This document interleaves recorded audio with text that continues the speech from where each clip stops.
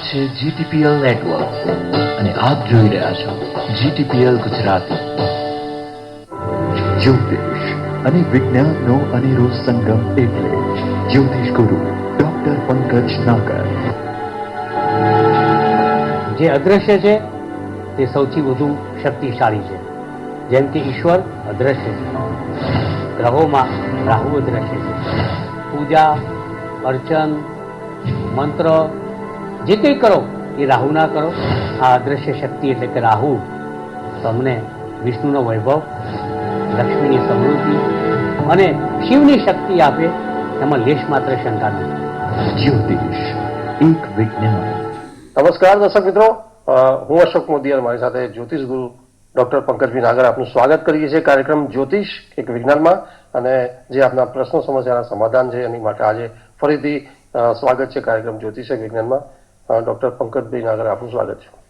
નમસ્કાર અશોકભાઈ અને નમસ્કાર મારા વહાલા દર્શક મિત્રો. છેલ્લા 2 શોથી સમસ્યા અને એનું નિવારણ, સમસ્યા પેદા થવાના કારણ, સમસ્યાનું મારણ, એની કેટલીક અદ્ભુત વાતો, મહત્વના ગ્રહયોગ, દશા, ગોચર, એની સાથે તલસ્પર્શી અધ્યયન સાથે અશોકભાઈની સાથે અને સ્ટુડિયોમાં હાજર કેમેરામેન, લાઇટમેન અને સ્ટુડિયોમાં સતત હાજર રહેતી લાઇટ, એની વચ્ચે આપણે ચર્ચા કરીએ છીએ. તો આવો આજે હવે અશોકભાઈ કોથળામાંથી પેલી કહેવત નહીં, કોથળામાંથી તમારા માટે સોનાની કઈ લગડી કાઢે છે, બિલકુલ એનો વિચાર કરીએ. બિલકુલ પંકજભાઈ, ખૂબ જ સુંદર ચર્ચા થઈ રહી છે છેલ્લા 2 એપિસોડથી. અને જે જાતકની જીવનના ખૂબ જ મુખ્ય અને મહત્વના પાર્ટ એવા ટોપિકમાં આપણે ચર્ચા કરી રહ્યા છે. દર્શક મિત્રોના લાખોમાં આપણને સવાલો મળતા હોય છે. તો અગાઉ 2 એપિસોડમાં આપણે ખૂબ જ જે લગ્ન જીવનને લઈને જે સમસ્યા હતી કે ભાઈ લગ્ન જીવન ક્યારે શક્ય બને, નેક્સ્ટ હતો આપણો એક ટોપિક કે સંતાન પ્રાપ્તિનો, એમાં બંને એપિસોડ ખૂબ સુંદર ચર્ચા કરી છે અને દર્શક મિત્રોએ સરાહ્યું પણ છે. ત્યારે પંકજભાઈ એની સાથે જ્યારે હવે આજે એક એવા પ્રશ્નોની ચર્ચા કરીશું, ખાસ જ્યારે એમાં તહેવારોની બહાર છે, લગ્ન માટેના જે એક મોસમ પણ બની રહી છે, તો એમાં આ બધી બાબતોમાં એક વ્યક્તિનું સ્વસ્થ રહેવું એ ખૂબ મોટી વસ્તુ બની જાય છે. તો ક્યાંક ને ક્યાંક સવાલ જે આજનો છે અથવા આ ટોપિકમાં આજે ચર્ચવો છે આ એપિસોડમાં, કે વ્યક્તિનું સ્વાસ્થ્ય, કે લગાતાર બીમારી રહેતી હોય છે, લોકોને સર્જરીઓ થતી હોય છે, લાંબી બીમારી રહેતી હોય છે, તો એને લઈને જે જ્યોતિષિક બાબતો બનતી હોય છે કે ભાઈ જાતકની કુંડળીમાં એવી કઈ દશા મહાદશા બનતી હોય છે, ગ્રહો યોગો ગ્રહો, તો એ ગોચર ભ્રમણ વ્યક્તિના ઇન્ડિવિજ્યુઅલ કુંડળીમાં એ કયા ગ્રહો યોગોનું ભ્રમણ એવું કે જે આ બધી બાબતો જવાબદાર બનતી હોય છે, કે જે ક્રુશિયલ બાબતો હોય છે, કે લાંબી બીમારી રહેવી, સર્જરી થવી, અકસ્માતો, આ બધી બાબતો થતી હોય છે. તો એ ક્યાંક ને ક્યાંક સુખ સ્થાનની વાત છે, આઈ થિંક, મને એવું લાગે છે. અને એ ક્રુશિયલ પણ છે અને આજના જીવનમાં જે ખૂબ જ જરૂરી બાબત છે સ્વસ્થ રહેવું. અને એ તો આપણે એની વાત કરીશું કે આમાં જ્યોતિષિક દ્રષ્ટિએ કઈ બાબતો જોવી. તો કે આ એટલો લંબાણપૂર્વકનો અશોકભાઈ પ્રશ્ન છે. બિલકુલ. કે જો એની વિસ્તૃત માહિતી આપણા દર્શક મિત્રો સમક્ષ ન પહોંચે તો સાવધાની વર્તવાની એમને તક ન મળે. વાત નંબર 1.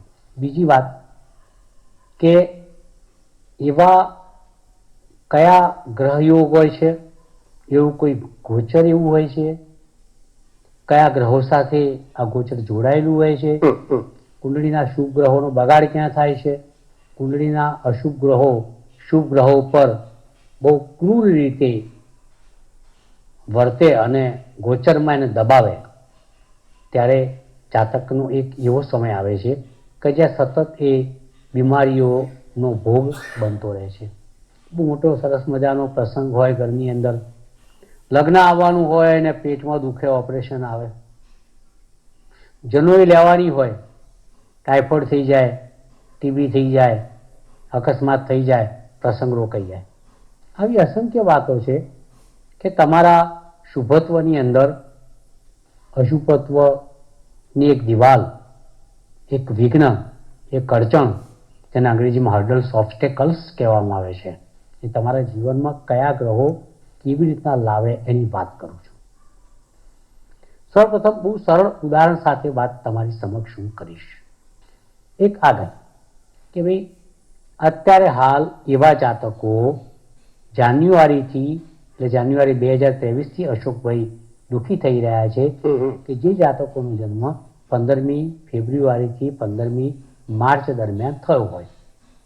હવે આપણે આ એક વાક્ય બોલીને રોકાઈ નથી જવાનું, પણ આવું કેમ? વાત આવે ગોચરની. સમગ્ર બ્રહ્માંડની અંદર Ashokbhai, as you know very well, કે તંદુરસ્તીનો કારક ગ્રહ કયો? તો સૂર્ય. સૂર્ય તેજ છે, તેજ પુંજ છે, સૂર્ય સર્જન છે, સૂર્ય પિતા છે, સૂર્ય આપણા શરીરમાં આવેલા હાડકાં છે. સૂર્યપ્રકાશ ના હોય તો બધા માદા રહે. સૂર્ય સ્વયંની તંદુરસ્તી બગાડે, સૂર્ય પિતાની તંદુરસ્તી પણ બગાડે. સૂર્ય સીધા સંજોગોને જો ખરાબ ગ્રહની અસરમાં આવે તો અવળા કરે. સૂર્ય આમ શુભત્વનો કારક દરેક દ્રષ્ટિએ છે, બ્રહ્માંડનો રાજા છે. આ એક એવો રાજા છે કે જો એ અંધારપટમાં આવી જાય તો અચ્છા અચ્છાના વાજાનો સૂર બગડી જાય. ધારો કે ગ્રહણ યોગ લાગે તો સૂર્ય સાથે રાહુ બેસે તો બિચારો આખી જિંદગી તડપે તરસે, પાણીનું ટીપું ના મળે. સૂર્ય સાથે શનિ બેસે તો કેટલી તકલીફ થાય. સૂર્ય સાથે કેતુ બેસે તો. હવે મેં હજી પેલી વાત કરી, પુનઃ એ વાત તરફ અશોકભાઈ હું પાછો વળી રહ્યો છું કે એવા જાતકો કે જે લોકોનો જન્મ 15 ફેબ્રુઆરીથી 15 માર્ચ દરમિયાન થયો હોય, અગર તો એવા જાતકો કે જેમની કુંડળીમાં સૂર્ય 11ના અંક આગળ આવેલો હોય, એવા જાતકો બિચારા અત્યારે સતત વિઘ્નોમાં જીવે છે, માંદા રહે છે, અકસ્માતો ભોગવે છે, નિરાશ થઈ જાય છે, આમ જાણે આપઘાત કરવાની ઈચ્છા થઈ જાય, અને સમગ્ર વાતાવરણ એમની વિરુદ્ધમાં જઈ રહ્યું હોય એવો એક અહેસાસ, અનુભૂતિ, અને એ પણ નેગેટિવ.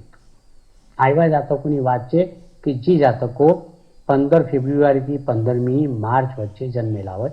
ગોચરથી આપણે શરૂઆત કરીએ છીએ કે કયા ગોચરના કારણે તમે મુસીબતમાં છો. બિલકુલ.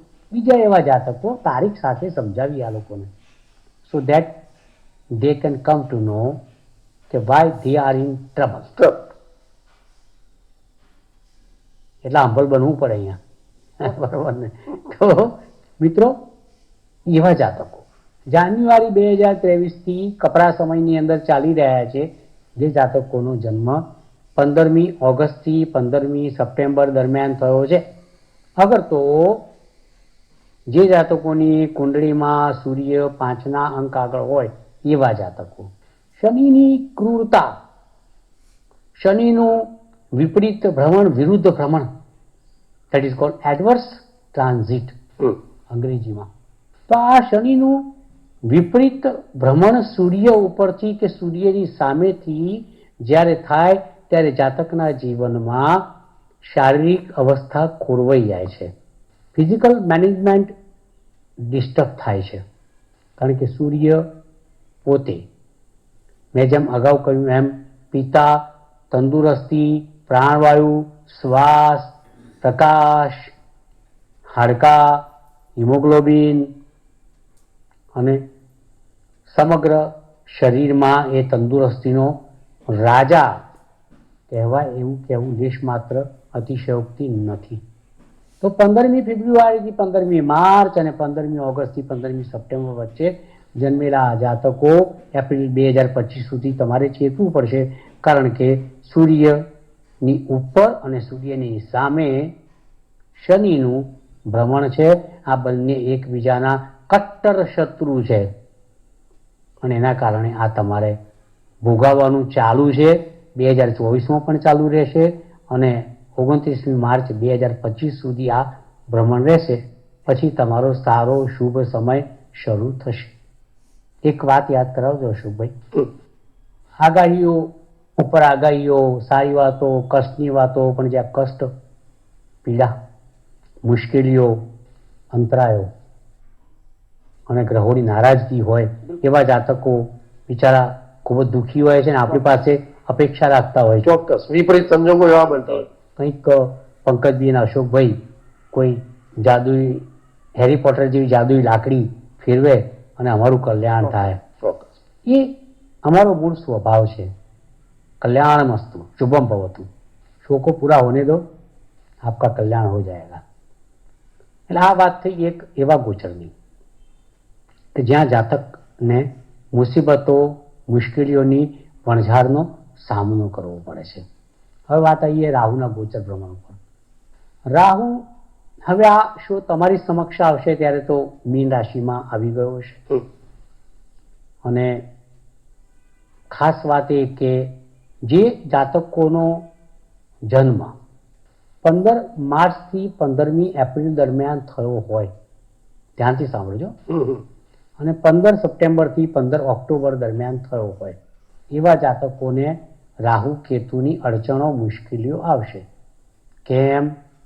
એનો જવાબ સરળ જવાબ, સરળ વાત, સરળ જ્યોતિષ અને સરળ ઉપાય એ આપણો મૂળભૂત સિદ્ધાંત, આદર્શ અને અહીંની રજૂઆત. બરાબર. તો અશોકભાઈ, આમાં શું ઘટના બનશે કે રાહુ 30મી ઓક્ટોબરની સાંજે મેષ રાશિમાંથી વક્ર ભ્રમણ કરીને મીન રાશિની અંદર જ્યારે ગોચર કરશે આવશે ત્યારે એવા જાતકોનો સૂર્ય કે જેના આગળ 12નો અંક લખેલો હોય, એવા જાતકો કે જેમના સૂર્ય આગળ 6નો અંક લખેલો હોય, તો આ બંને જાતકોને રાહુ કેતુના ભ્રમમાં એમના પડછાયા, છાયા નીચે અને એમની ક્રૂરતા નીચે જીવવાનો વારો આવશે. સૂર્ય તંદુરસ્તી તો ખરી જ, પણ સૂર્ય પ્રતિષ્ઠા પણ છે. સૂર્ય શરીરમાં હૃદય છે, પણ આમ જાહેર જીવનમાં તમારું નાક છે. નાક છે, પ્રતિષ્ઠા છે. અશોકભાઈ બુક લખશે જ્યોતિષ શાસ્ત્ર ઉપર, મારું નામ રાખજો. બિલકુલ. બરોબર. તો મિત્રો, આની અંદર સમજવાની વસ્તુ એ છે કે જ્યારે જ્યારે બ્રહ્માંડની અંદર સૂર્ય દૂષિત થાય ક્રૂર ગ્રહો વડે, ત્યારે જાતકના જીવનમાં કષ્ટ, પીડા અને ખાસ કરીને શારીરિક પીડા, પ્રતિષ્ઠાની હાનિ, માનહાનિ, કાર્યમાં અટકાવ, વિઘ્નો અને નિરાશા, તમામ વસ્તુઓ તમારી સમક્ષ આમ બહાર આવે છે. કહેવાય છે ને કે સૂર્યના મોટા શત્રુ કોણ? તો પહેલો શનિ. શનિ. તમારે બુક લખવાની. બીજો રાહુ. તો બીજો રાહુ. કેતુ પણ આવે. કેતુ વિકાર. શુક્ર પણ પ્રતિષ્ઠા નાની કરે, પણ એ સોફ્ટ ગ્રહ છે. એટલે જ્યારે જ્યારે જન્મ કુંડળીમાં તમારા મૂળ સૂર્ય ઉપરથી શનિનું ભ્રમણ થાય, જ્યારે જ્યારે જન્મ કુંડળીમાં તમારા સૂર્ય સામેથી શનિનું ભ્રમણ થાય, જ્યારે જ્યારે જન્મ કુંડળીમાં તમારા સૂર્ય ઉપરથી રાહુ પસાર થાય, તમારા સૂર્યની સામે રાહુ આવે, રાહુ આવે તો કેતુ સામે આવી જાય, કેતુ એની સામે રાહુ આવે, ત્યારે એક વાત સુનિશ્ચિત છે કે એવા જાતકોની વાત થઈ રહી છે કે જે લોકોના કુંડળીમાં સૂર્ય 12ના અંક આગળ હોય, સૂર્ય 6ના અંક આગળ હોય, તો એવા લોકોને 30મી ઓક્ટોબર 2023થી 1.5 વર્ષ માટે રાહુની હેરાનગતિ ચોક્કસપણે થશે. આ શોની અંદર મેં 2 માસ દરમિયાન જન્મેલા જાતકો માટેની વાત કરી અત્યારે હાલ. 15મી ફેબ્રુઆરીથી 15મી માર્ચ વાળાને શનિની તકલીફો, 15 ઓગસ્ટથી 15મી સપ્ટેમ્બર વાળાને પણ શનિની તકલીફો, 15મી માર્ચથી 15મી એપ્રિલ વાળાને રાહુની તકલીફો, અને 15મી સપ્ટેમ્બરથી 15મી ઓક્ટોબર વાળાને પણ રાહુની તકલીફો, કેતુની તકલીફો પણ કહી શકાય. તો આવા જાતકોએ આ 2 મહિના દરમિયાન જાતકોએ રાહુથી 1.5 વર્ષ, 30મી ઓક્ટોબરથી 1.5 વર્ષ, અને શનિ માટે પણ આ શોનું રેકોર્ડિંગ થઈ ગયું ત્યારે 1.5 વર્ષ ગણવું જોઈએ. એટલે ઓવરઓલ હિસાબ એવો આવે કે આ પ્રકારના જાતકોએ માર્ચ એપ્રિલ 2025 સુધી સાચવવું પડશે એવું મારા મનની અંદર કંઈક વાત, જ્યોતિષિક પ્રિડિક્શન આવે છે. હવે આ વાત થઈ એક ગોચરની, શનિના ગોચરની, રાહુનું ગોચરની, કે જ્યાં તમારો કંઈક બગાડ થાય છે. બિલકુલ. પછી આપણે પોઝિટિવ તમારો શબ્દ છે ને એમાં પણ આપણે આ શો નહીં કરી શકીએ, પણ વાત કરીશું. બિલકુલ બિલકુલ. કે ગોચર દરમિયાન પોઝિટિવ આવ્યું ક્યારે આવે? હા, એ બી ખરું. હવે નેગેટિવમાં થોડીક એવી ચર્ચા પણ કરી લઈએ કે દશાઓ. હું એવું અંગતપણે અશોકભાઈ માનું છું કે ખરાબ ગ્રહની દશાઓ એટલે તમારી અવદશા આવે એવું જરૂરી નથી.